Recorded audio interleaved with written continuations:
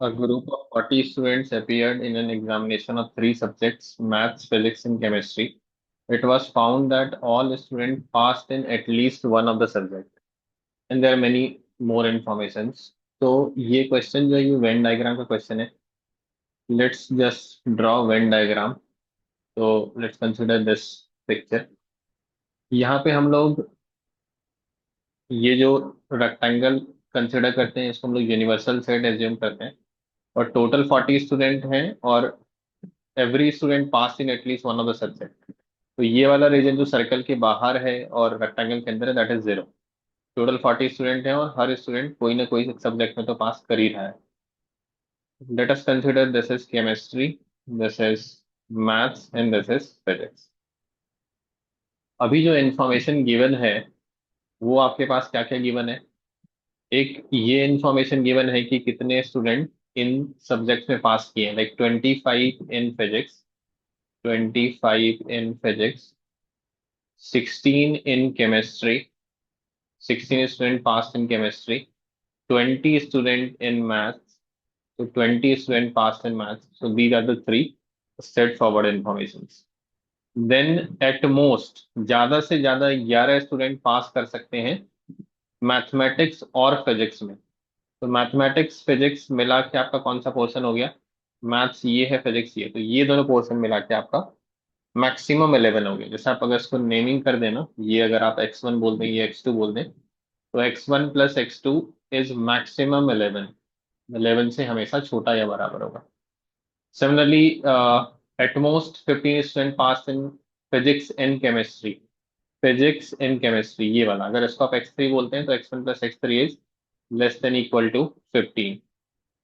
And then we have 15 student pass in both, again at most, maths and chemistry ये वाला, this is also less than equal to 50.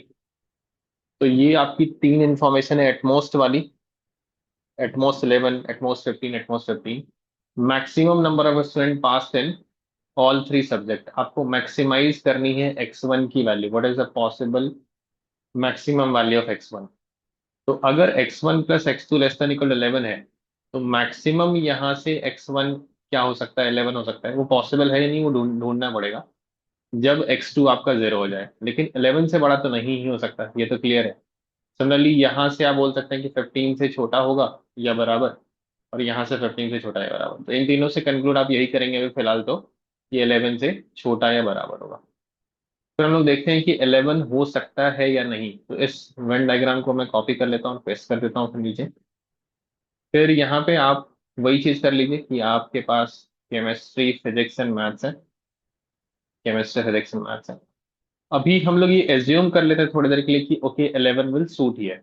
11 यहाँ पे possibilities हो सकती है, एक सुटेबल पॉसिबिलिटी हो सकती है. तो फिर x1 प्लस x2 आपको 11 होना चाहिए, तो ये पार्ट आपका 0 होना चाहिए. ये 15 तक कुछ भी हो सकता है, ये 0 1 2 3 4 कुछ भी हो सकता है. फिलहाल मैं इसको 0 एज्यूम कर लेता हूँ, इन सबको 0 एज्यूम कर लेता हूँ. और ये केमिस्ट्री क्या है आपका, केमिस्ट्री इज 16. ये फिक्स है, ये एटमोस्ट एटलीस्ट वाला नहीं है. केमिस्ट्री में 16 होना ही चाहिए, तो यहाँ पे आपका 5 होना ही चाहिए. ये वाला एटमोस्ट वाला है कि केमिस्ट्री फिजिक्स मिला के आपका एटमोस्ट 15 है. तो यहाँ पे आप 0 1 2 3 4 कुछ भी रख सकते हैं. लेकिन एक बार यहाँ पे आप फिक्स कर देंगे तो इसके हिसाब से इसकी पॉसिबिलिटीज आपकी चेंज हो जाएगी. तो फिलहाल मैं 0 0 लेके चल रहा हूँ to check whether it is possible और नॉट. सिमिलरली आपकी फिजिक्स की पॉसिबिलिटीज कितनी है. फिजिक्स आपकी है 25, तो 25 होने के लिए यहाँ पे 14 होना चाहिए. एंड देन मैथ्स में आपकी 20 है. तो टोटल आपकी 40 हो पा रही है क्या. 5 प्लस 11 प्लस 14 प्लस 9, ये कितना आ रहा है आपका, 39 आ रहा है, विच इज लेस देन 40. मतलब ये पॉसिबिलिटीज नहीं है, 11 यहाँ पे पॉसिबल नहीं है. अब आप सोच पा रहे हैं कि अगर हम 0 को कहीं पे इंक्रीज कर दें, तो ये वाला 0 तो खैर आप इंक्रीज नहीं कर सकते, ये एटमोस्ट 11 है. यहाँ पे अगर आप 1 कर दें तो इससे होगा क्या, जैसे आप यहाँ पे इंक्रीज करेंगे ना, डिक्रीज तो कर नहीं सकते. तो इसके इंक्रीज करने से ये वाला एक डिक्रीज होगा, क्योंकि इसमें टोटल तो आपका 16 ही चाहिए. तो ये आपका डिक्रीज हो जाएगा एक, ये 4 हो जाएगा. सिमिलरली ये 1 इसमें भी कंट्रीब्यूट करेगा, तो ये भी एक कम हो जाएगा.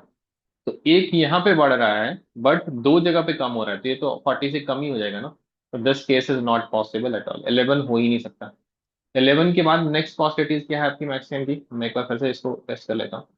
And then just write chemistry, physics and maths. Next possibility 11 के बाद आपके पास 10 है मैक्सिमम के लिए। यहाँ पे तो आपको 1 रखना ही पड़ेगा। आप चाहे तो एक बार जीरो सोच सकते हैं हर जगह पे। तो जीरो सोचने पे क्या होगा आपका, कि फिर से आपको इसको 16 करना है तो ये 6 हो गया, इसको आपको 25 करना है तो 15 हो गया, और इसको आपको 20 करना है तो 10 हो गया। अभी समेशन कितना हो रहा है, 10 + 10, 20 प्लस 15 + 6, ये आपका 41 हो गया, मोर देन 40 है।